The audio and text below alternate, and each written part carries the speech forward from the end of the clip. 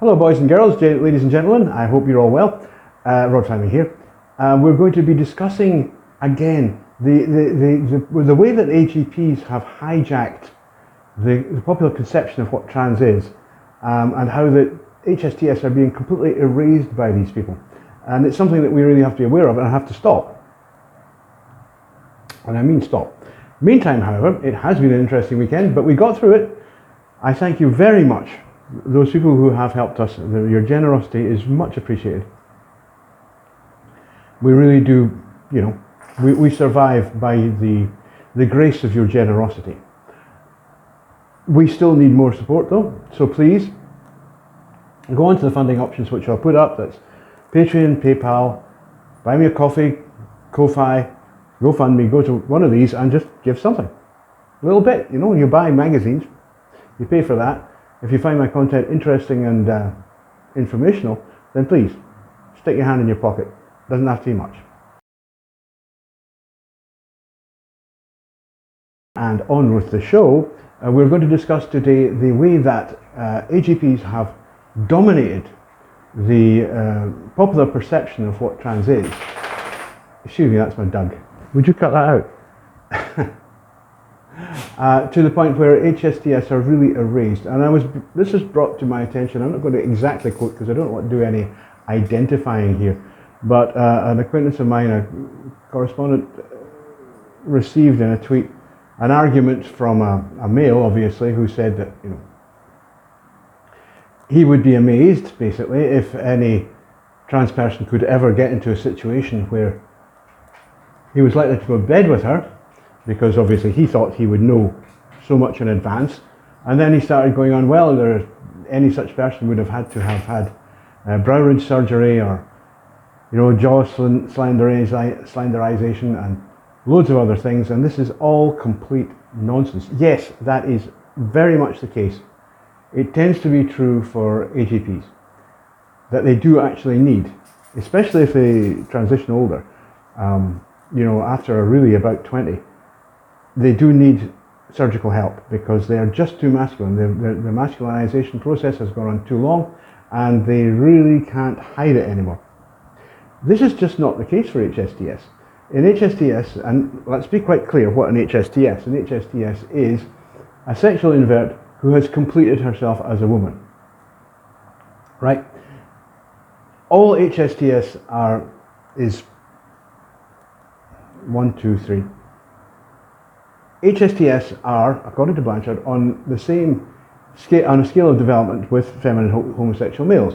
It's just that those males who present as some sort of guy don't actually complete themselves for various reasons. We've discussed Fleming's axiom and various other ways that this is regulated by society. Most feminine homosexual males would actually be better off to transition, because that way they wouldn't have to navigate the LGB society, which is difficult, at best, difficult. They could just move into society and navigate society as women, and to be quite honest with you, nobody will ever know.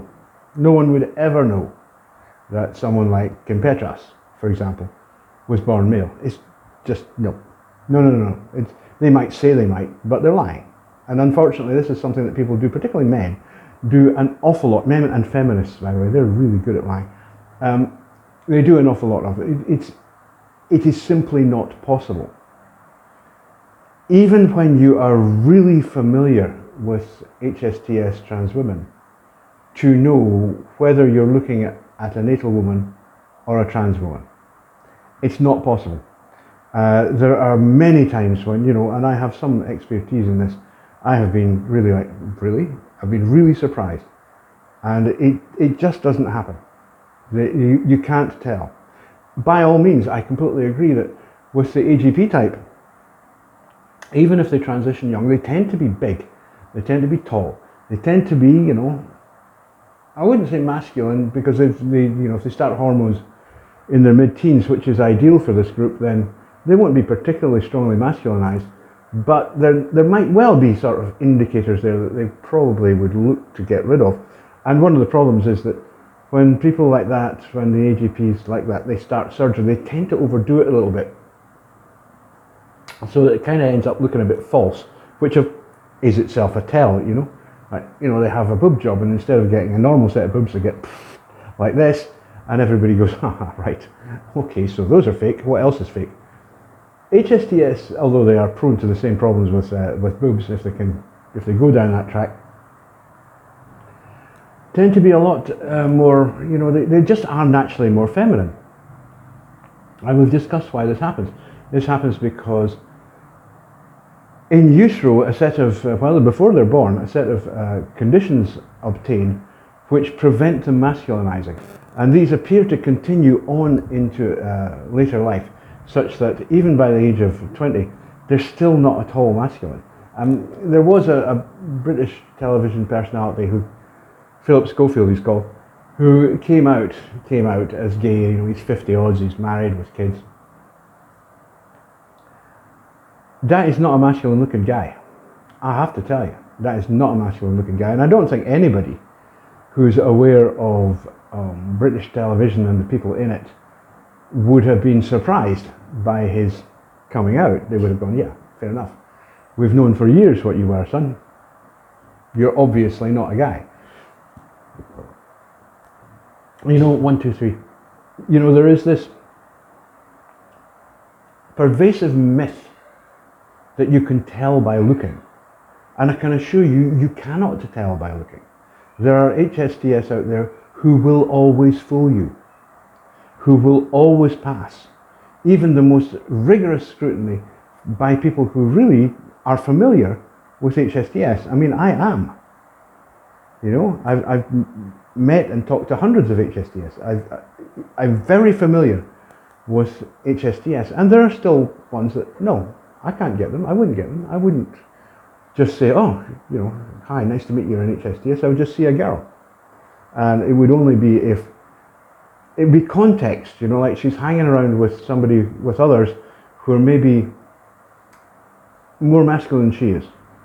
That's the normal one that gets them, that is that, you know, it's certainly here in Asia. It's not so much the case in the West, because in the West, many HSTS live in woodwork, and they absolutely avoid, they really avoid any contact with any other trans women or any other gays, anything like that, because they know that contact, that kind of thing, contextualizes them, and people are more likely to think, oh, wait a minute, maybe she could be HST, maybe she could be transsexual, maybe. But here in Southeast Asia, it's a lot more relaxed, to be honest with you. There are not the problems of stigma. There are still problems, but there are not the problems of stigma that exist in the West. There certainly isn't the transphobia, the rampant transphobia that exists in the West, and is unfortunately becoming really prevalent in the UK now. I mean, I think the UK as a culture is really lost. It really is. However, that's another story. You know? Rampant transphobia doesn't really exist here. So what you'll see is, you know, 2 or 3 AGPs, and they've got this cute little girl with them, and you go, that's a girl, and then you kind of go, well, is she a girl though? You know, I mean, is she a natal girl? Or is she HSTS? And quite often that's, you know, that kind of reveals it, that you know, you know then that you're looking at an HSTS. You open conversation, and it will become very clear, because in Asia all you have to do is ask. You know, you just ask, are you a real girl? And she'll say, no, I'm a gay. And that's it, done. You know, there's no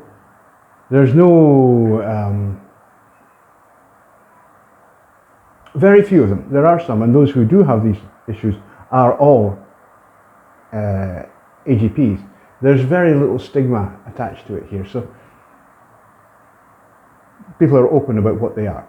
But no, you wouldn't clock them. You would not clock them, and you will not clock the most passable HSTS in the West either. So all this stuff, the trouble is that what it comes from is from the AGP appropriation of the debate. And so that everybody thinks that trans women look like AGPs. They don't. AGPs are not really, AGPs are not transsexual to start with. They're transvestite. They are not transsexual. It doesn't matter what surgery they have, they can never be transsexual because primary transsexuals are HSTS. And this is all about one group appropriating the lives of another group and erasing them, and basically just trying to get them to disappear completely. Because AGPs, the AGPTIs, they know perfectly well that you get a bunch of AGPs in a room and an HSTS walks in and everybody goes, wait a minute. Now that is actually a transsexual. You lot are something else. And they hate that. Anyway, that's 10 minutes. So we'll see you soon.